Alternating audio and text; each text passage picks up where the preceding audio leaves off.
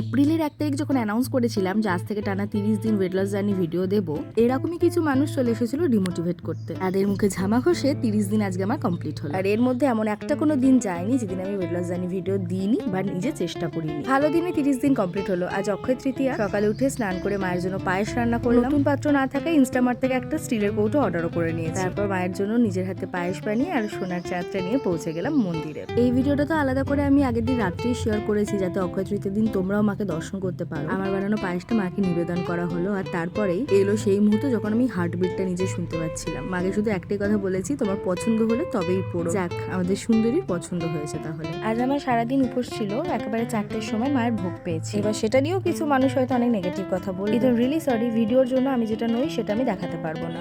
আমি যেমন, আমাকে তেমন ভাবে যারা অ্যাকসেপ্ট করেছো তাদের কাছে আমি চিরকৃতজ্ঞ। তোমাদের কাছে প্রমিস করেছিলাম 30 দিন টানা ভিডিও দেবো, সেটা দিয়েছি। এবার তোমরা বলো নেক্সট 30 দিন দেখতে চাও কিনা।